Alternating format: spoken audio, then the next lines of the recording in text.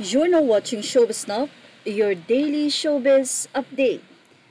Angelica Panganiban nagpost sa kanyang social media, Instagram, kung saan ibinahagi nga nito ang kanyang intimate wedding. Patuloy na mananalig at maniniwala sa pag-ibig. Sa kabila ng lahat, ang pagmamahal pa rin ang kakapitan. Maligayang bagong taon, Mrs. Angelica Panganiban Homan. Sa naging post na ito ni Angelica Panganiban ay dinagsanga siya ng congratulations message mula sa kanyang mga malalapit na kaibigan sa showbiz industry, syempre sa kanyang mga fans, kung saan ay ibinahagi nga nila ang mensahe ng kaligayahan na sa wakas nga ay may maayos at magandang pamilya na nga itong si Angelica. Ilan sa mga bumati sa kanya ay ang mga aktres na sila Maria Esteller, ang gandang bride, congrats sa inyo.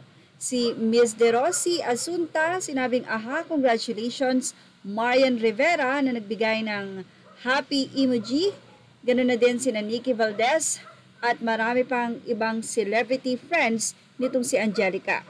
Wala nang masyadong ibinahagi si Angelica sa kanyang wedding maliban sa pagpropose ng kanyang very beautiful white gown at ang kanyang husband, pati na rin ang kanyang cute na anak.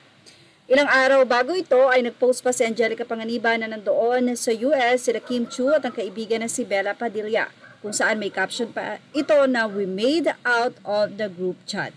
Nakita-kita nga, kaya naman sigurado na naandoon si Bella Padilla at Kim Chiu sa kanyang wedding. Samantala, narito naman ang ilang photos na ibinahagi ni Angelica sa kanyang Instagram.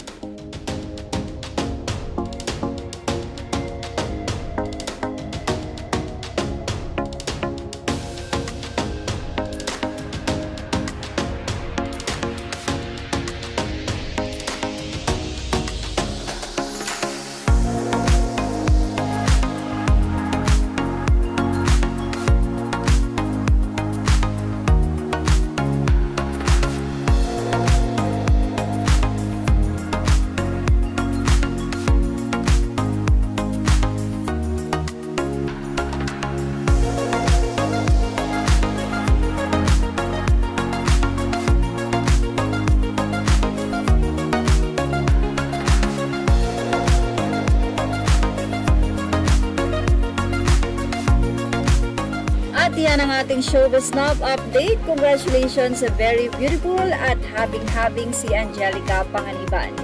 And comment your opinion below. Thank you for watching. Images are all ready to the rightful owners.